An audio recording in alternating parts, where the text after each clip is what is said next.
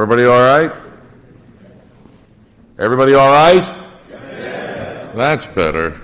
Who wants to do this for me? I'm tired. We're going to talk about American history for a little while. Everybody good on their American history? All right, there's a big no. All right, fair enough. Technology. We have technology everywhere. That's my office at home. And the new cell phone receivers that we have to use while driving in the United States. We're going to talk about warfare. A little history here. Warfare used to take a long, long time. So back then, they sat there on the plains of Troy for 9 years before they got their Trojan horse to work. Kind of sounds like Stuxnet, doesn't it? Took a long time in APT. Then it became months. Let's everybody get together, we're going to have a war, and then they plan it all out, and then they fight. Sometimes even in the Civil War in the United States, they would have parties with the slaves on the top of the hills, waiting for the war to begin so that the ladies in their dresses could enjoy the battle below. Then things got faster and faster. Let's make it a little bit more efficient. And we did the same thing back in 1990. We prepared. We told them, we're coming. We're coming. And we spent 6 months preparing, and then 6 weeks, as we said, with awe to soften the enemy. 6 weeks. Then the war was over in 100 hours. So things are speeding up a great deal. But now today we're looking at warfare and conflict by the microsecond, where the human element is no longer really possible to be involved in some of the things we've been talking about yesterday. How fast can we defend? I know Jason was talking about this. We have to have high-speed remediation, high-speed fixing. And we're looking at all of our networks, and yet we have very difficult time measuring our networks. Does anybody here really know where everything is in their network? Anybody? That's a pretty sad state of affairs when you don't even know what you're defending, which makes it more and more difficult. Infrastructure warfare. There was a report that came out just last night that said Chinese telecommunications admitted that they now have inside access to every U.S. telecommunications service. Infrastructural warfare that is happening exceedingly quickly. Now, I'm old and gray, so security used to be easy. We had a dumb terminal. We talked a little about this yesterday. A dumb terminal asking a machine over there, let's do something. So security, the control mechanism, was very one-directional, very simple. But the world is evolving very, very quickly. And this bi-directional mechanism of security where any piece of information, any piece of access can work in two directions makes things exceedingly complicated. So when we look at network defense or network attack, and we'll be doing some more network attack things after lunch, we looked at there are several elements, and this was developed by the U.S. Air Force back in the 1980s. And it's called the OODA loop, and it applies specifically to network defense as well as network attack. It was designed for warfare, and it's called OODA. Observe, look around, let's figure out what's going on. Orient, put it into context. What does that mean? What does what I observe actually mean in a meaningful way? We talked about that yesterday, that raw information is useless until it is framed in something. Then you make a decision based upon my observation, based upon my orientation and contextualization. I make a decision, and then I act. And then I observe again the results of my action. And it goes over and over and over. From a warfare standpoint, we apply this very easily to both computer network defense, and computer network attack. So with this symmetry going back and forth, There is virtually no way today for us to really model exactly what our networks are doing unless we, and we talked about this, simplify things a great deal. But simplification means your management, your C-level executives will not be happy. Your users will not be happy. But the first rule of all good security is what? Anybody know the first rule of security? Kill all the users. Then we're in good shape. So security in computers began back in the 1970s, and we developed some models, some ideas. The Pentagon, Department of Defense, spent a lot of money to figure it out. And what they did was came up with the idea that we used in the Cold War. Let's build the walls around the computers really, really high, so nobody can get in. That makes sense? That's a good model, isn't it? You can always fly over it, which is exactly the point. Fortress mentality worked in the old days with the dumb terminal and the mainframe, right, Hans? That was why you challenged me yesterday on that. Risk avoidance. And what we used back in those days was guards and fences and dogs, but we had no networks. So, back in Troy, the way that they lost, they had the walls, but then they lower the gate, in comes the Trojan, and this is why we call it that today, because the metaphor is absolutely perfect. Now, China tried it as well, the Great Wall of China. Was that a military success? Anybody? Was that a military success? And how'd they get around it? How'd they get around? Anybody know? They bribed the guards. They gave them gold, and they just bypassed the wall entirely or got, here's a ladder, give me some gold, here's a ladder, come on over.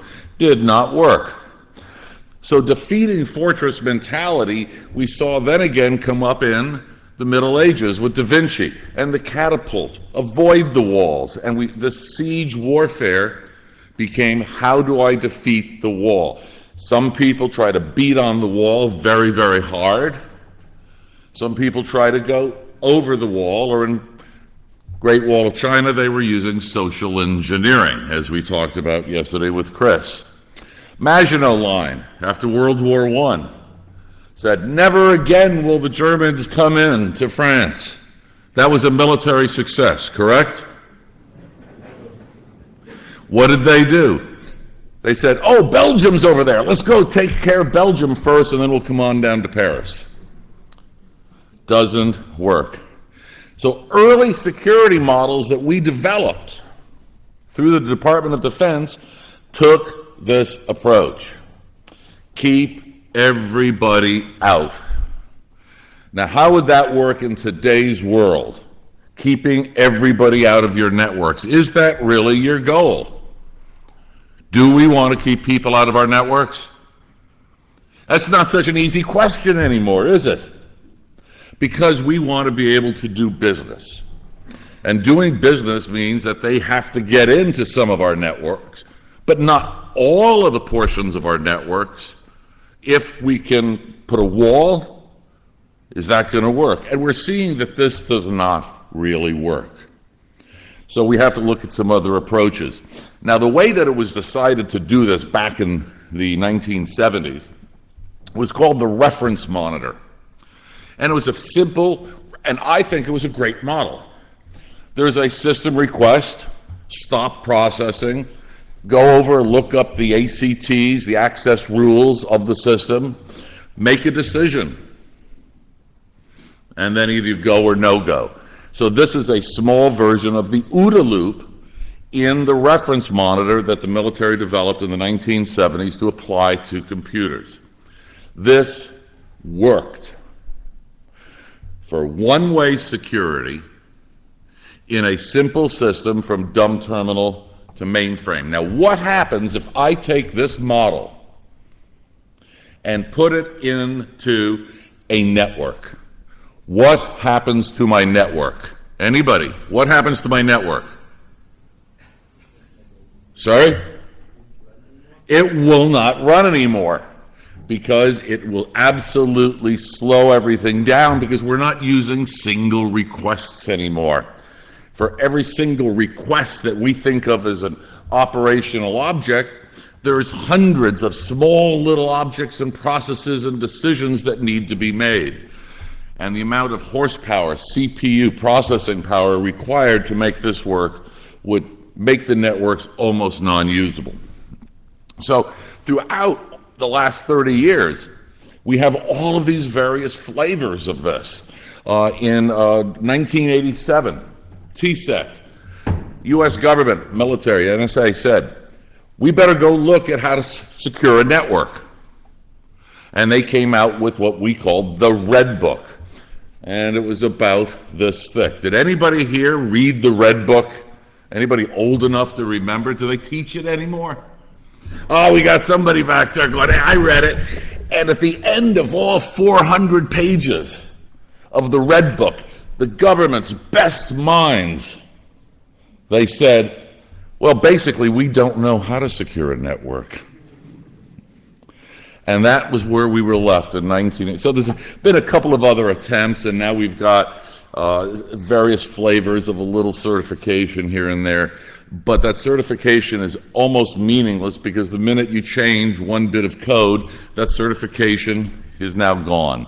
So what we really learned is we are not smart enough to build a secure computer. We don't know how to do it if we expect it to do anything. So how do we look at security from perhaps a different approach? And what we're going to do is, what are our goals? Ideally, we want simplicity. I know I do. I always talk, let's make things simpler and simpler. Take away some of what the users really do not need. Now, we also want to have as much utility as we possibly can. And I'd like to be able to measure some of my security, really understand what is going on. So we have some goals, and by the way, if anybody wants this presentation afterwards, email me. I'll be happy to send it to you. It's only 200 megabytes, so please, no problem. So we're going to look at American history, how to solve this. Jesse James was a great train robber. Why did he rob trains? What did he want? What? Money. Whoop! He wanted the money. He wanted that safe. So Jesse James steals the safe. The train goes away. Inside that safe, there's gold and there's cash and there's diamonds, whatever. Are the contents of that safe secure? Are the contents of that safe secure? Anybody? What? No, with dynamite. Okay, huge amount of force. What's the other reason it may not be secure? Jesse James has a lot of time. Train's gone. He's got it.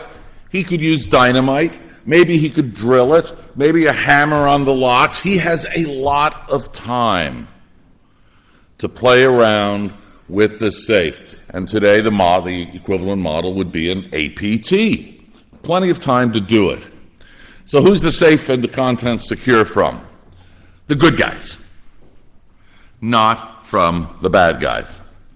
So let's fast forward to today and take a similar model. This vault is in a bank outside of New York.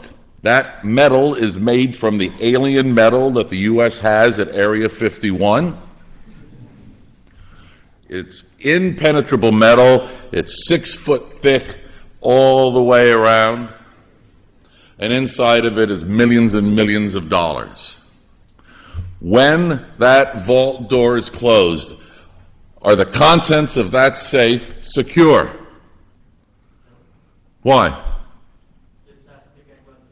Sorry?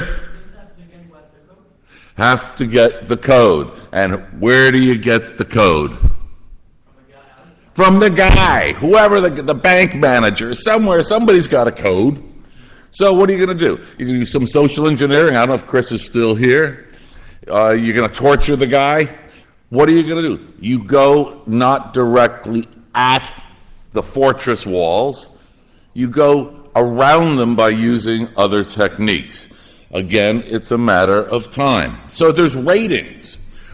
We can actually measure the security of safes these days. In the U.S., we're allowed to have up to 500 guns per person per month.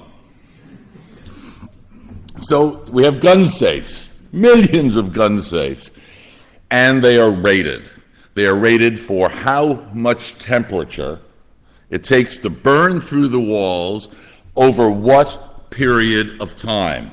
We know exactly how secure the safe is in a measurement of time. So what do we've got? We have the issue of protection. In the physical world, we understand how secure a door is. How hard is it to break through that door? I could kick it through. No, I can't kick it through. Hans could, no, he can't kick it through either. Some of you guys could kick it through in a couple minutes. A big, thick door, maybe you need a battering ram that the police have. But we can measure. Why are my Skypes coming through? I should turn my Skype off. But the second thing that we have in when we're protecting the physical world is detection. And we've got alarm systems. And we can measure alarm systems. We know how long it physically takes for an alarm to ring, for it to react to the bad guy breaking in the door, bad guy walking around, changing the heat of the room, maybe a motion sensor. We can measure exactly how long it takes to detect the bad guy trying to do a bad guy thing. And then, once we know that, the alarms go off and we call the guy, again with a gun. Come on down and shoot the bad guys, please. This is how we protect things in the physical world. Each one of these elements we understand very, very well. So when you see a movie of the bad guys robbing a store, a jewelry store, one guy always has a clock, doesn't he? 90 seconds, 80 seconds, because they know exactly how long it's going to take for the cops to arrive, because they assume that they have triggered the alarm. Even if they've disconnected the alarm, they assume that they've triggered it. So they know how much time they've got. So everything in the physical world is about time. So the object is, how can we use this kind of thinking and apply it to network security? Well, in the physical world, we know that the safe is good for a couple of hours, depending upon the temperature, or until I get a hold of the bank manager and torture it out of him. We have some sort of idea. Now, in your networks, does anybody know exactly how long it takes for a bad guy to break into your network? Anybody? That is the sad state of what we have right now. We don't know. Is your firewall configured correctly? Are the passwords any good? Who is the idiot that's going to respond to the phishing attack? We don't know. So we need to assume that we do not understand the amount of time that P represents. Protection. We don't know. So, can we rely upon protection mechanisms for our security? And I maintain no. That alone by itself is insufficient. And that is what most of us are being budgeted with. Add protection, yet none of us know how good it is. And that is a problem. That is a problem. So, when protection is not absolute, what do we have to do? We install a firewall. So I wanted to get on this field. It's outside of York in England. I could not get through that gate, so I never could make it onto that field. And this is the state of what we're dealing with today. Now let's look at detection. How do we detect things in our networks? We have lots of different techniques. In the physical world, we've got alarms and things, and in the cyber world, we have various types of, hopefully you've got some IDS, you have some IPS, and you're looking for, hopefully, profiling the network activity. How long does it take in your network to detect the network behavior doing something wrong? Anybody have any idea how long it takes in your network in time? Again, you should know this. You've invested in the technology. You got IPS, you got IDS, you have all of these anomaly detectors built in. You should know how long they take to work. Otherwise, why do you have them? Until you know how good they really are. So, now back into the next step, detection time. You can actually measure this in your existing networks using pen test methods. Create a network anomaly. Create the behavior that you're looking for when you're trying to detect bad guys. Simulate that and measure your own systems. It's not hard. You have all the tools to do it. Measure it. Is it 1 second, 1 millisecond? Is it a week? Do you get a SMS message? How long does it take? But the next step in this is the reaction. And that's what Jason was talking about yesterday. Once that detection of the network behavior when something is wrong, you have to do something about it. I saw some reports from NASA, and there was stacks and stacks and stacks of syslog. And I said, how do you go through this? They said, once a month. So their 30-day process of detection and reaction, 30 days. Is that enough? Is that that's good, isn't it? Anybody think 30 days is good? For the attacker, thank you. Exactly, and I'm going to show you the formula for that as well. There's math that actually shows this. These are the pieces that you can measure right now in your network. The detection time. Test your own stuff. Find out how fast it is. Then your reaction. What do you do? What happens once the network anomaly is detected? Do you send an SMS? Does it have an alert on the screen? Well, if it has an alert on the screen, that's good, except maybe the administrator is off at lunch for an hour. If it's in France, 3 hours. Just saying. Or maybe it's the weekend. Or do you have a sign on your network, all attackers, please only attack from 9 to 5? Again, we have the opportunity to measure the amount of time. So if I can measure my detection mechanisms inside my networks, and I suggest that you challenge your vendors to provide you with the metrics. They designed the damn things. How long does it take? Show me. Prove it to me. Then test it in your network to validate it. And then your remediation process. The reaction. How long does it take to create that reaction, to get somebody to solve the problem? So in the physical world, things can happen at various speeds. We can measure them. It's up to you now to measure them in your world. So we have a formula that comes out of this.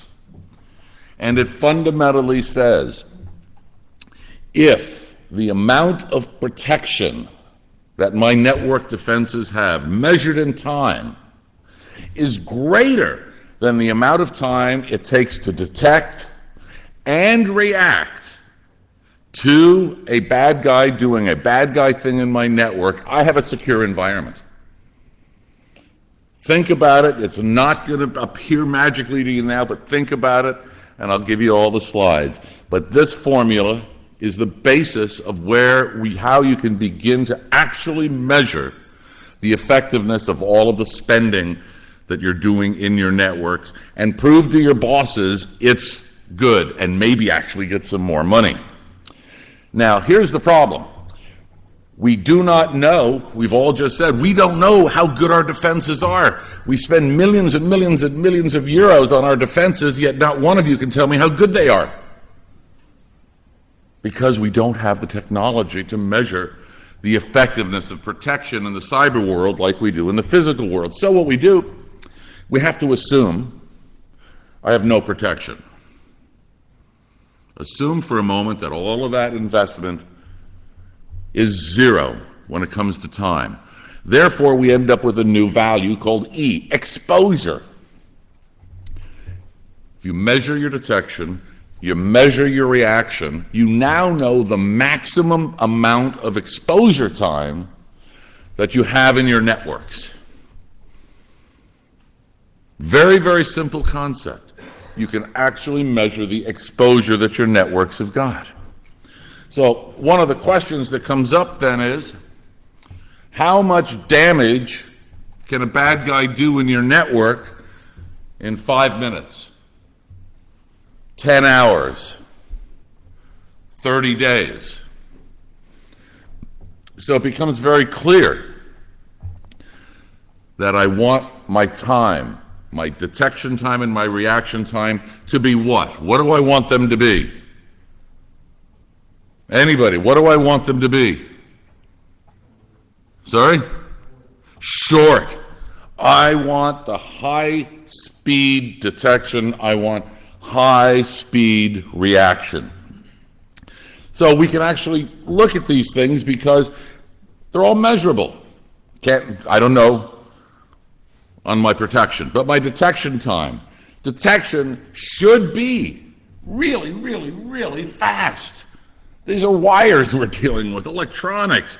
And if it's slow, go find a new vendor. Go get something else, or reconfigure it, or fire the administrator. Then you've got the notification process, which takes some amount of time. The transit process. If the administrator's at home, can he fix it from there? Maybe. Does he have to drive to work? Maybe. That needs to be calculated in as part of the remediation time to rectify the problem. And then, is the rectification itself easy? Does it take, 2 keystrokes? Or does it require hours of reconfiguration? That depends upon the nature of the type of anomaly and attack that is going on. But you can measure all of these things very, very easily with your current technologies and no new investment.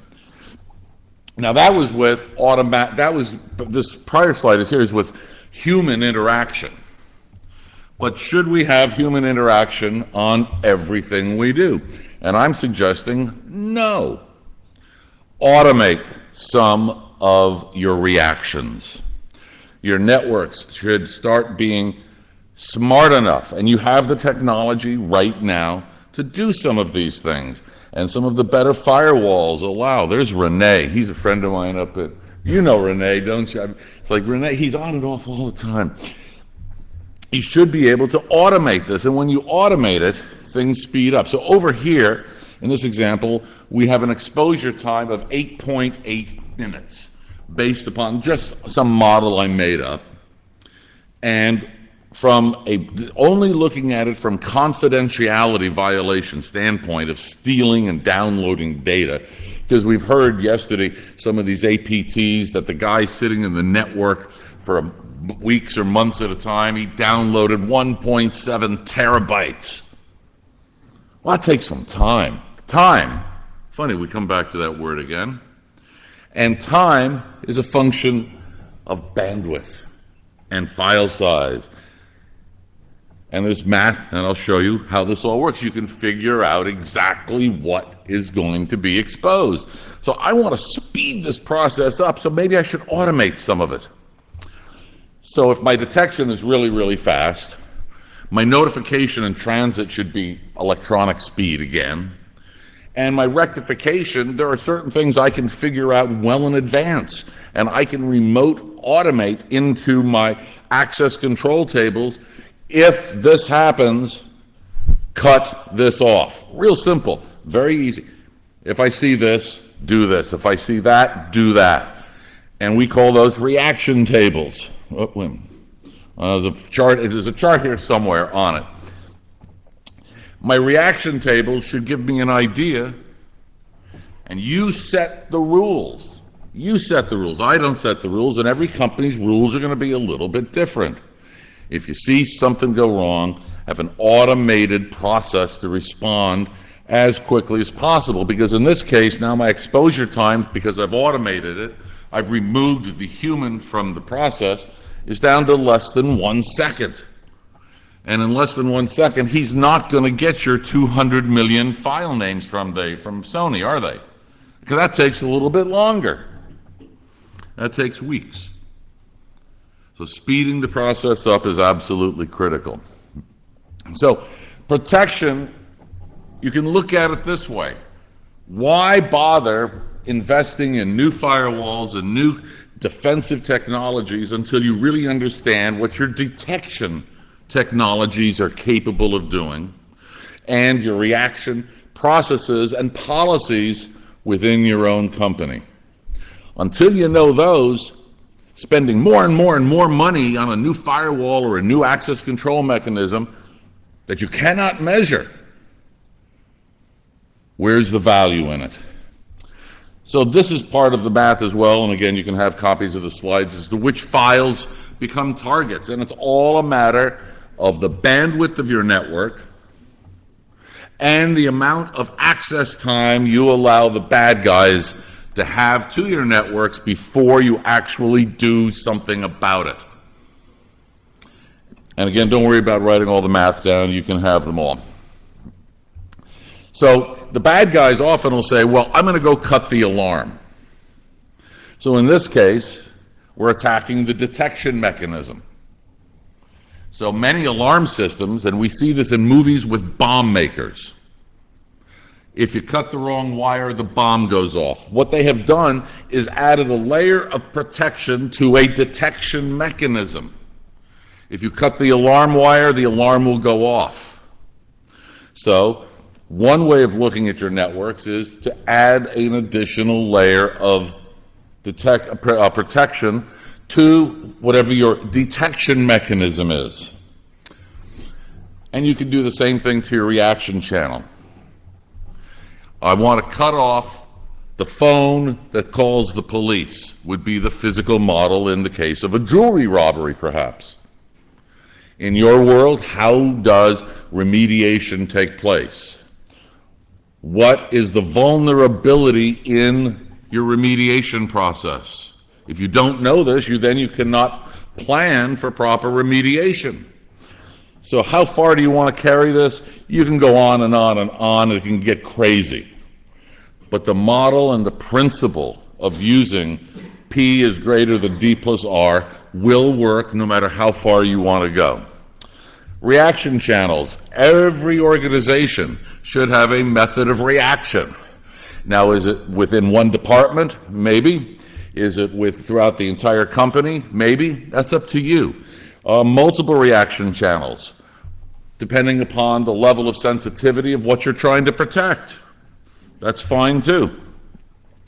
And then upgrade your detection sensitivity. I sense a potential attack over here. I better upgrade my detection over here. You have the technology to do this stuff right now if you look at the networks a little bit differently than you currently are. And you start throwing a little bit of math behind them.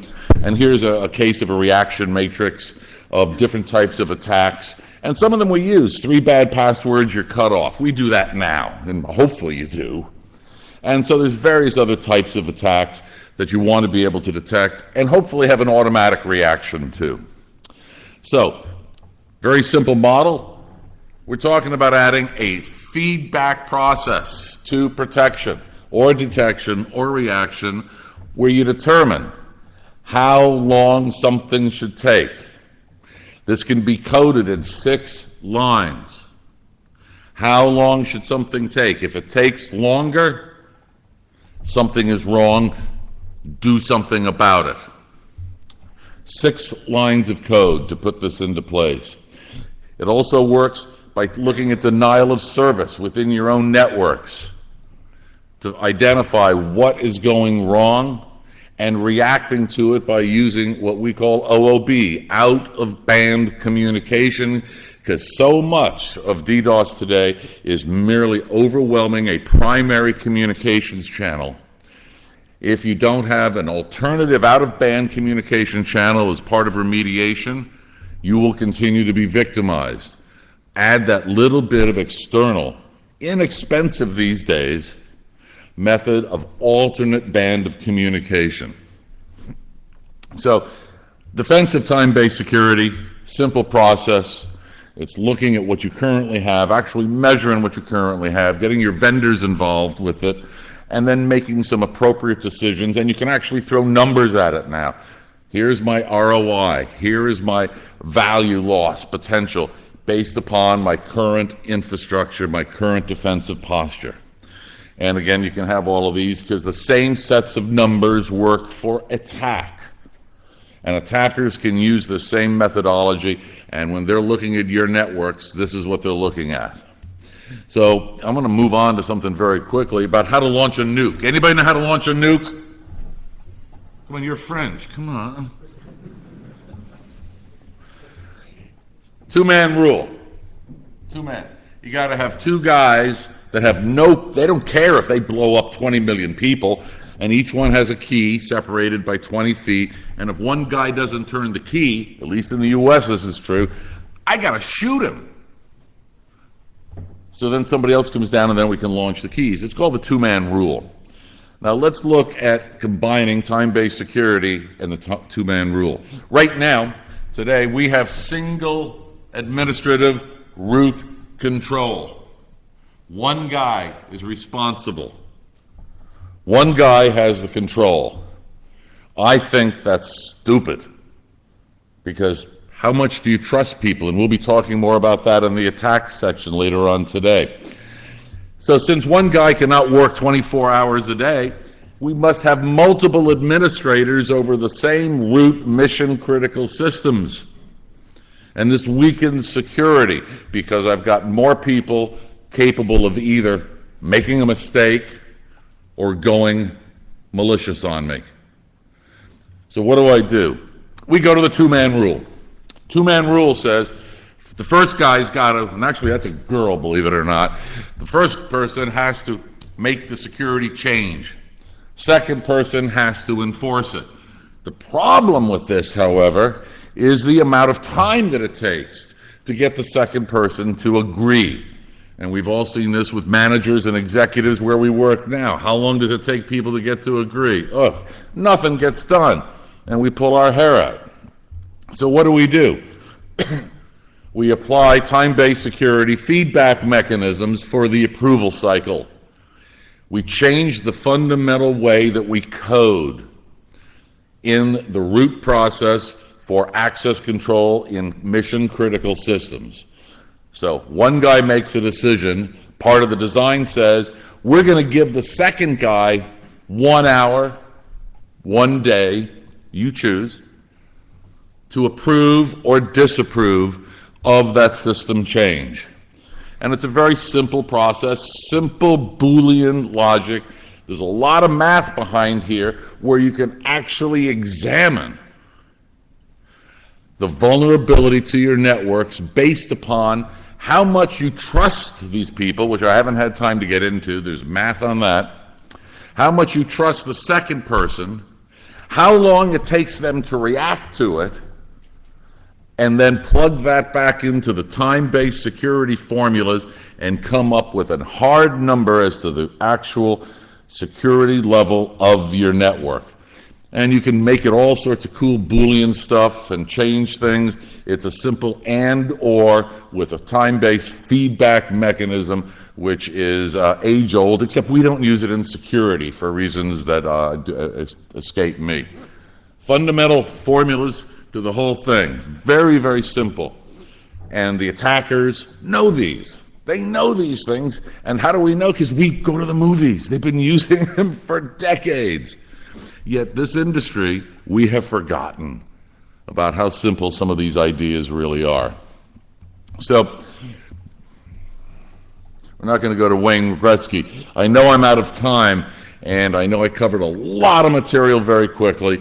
I'm going to make these slides to anybody who wants them. I'd be happy to send them to you in PDF format, but make sure you have a PDF malware detection mechanism on them, because I will try to infect you. So with that, thank you very much, and I'll be very happy to answer any questions after the session outside and out and about. Thank you very much.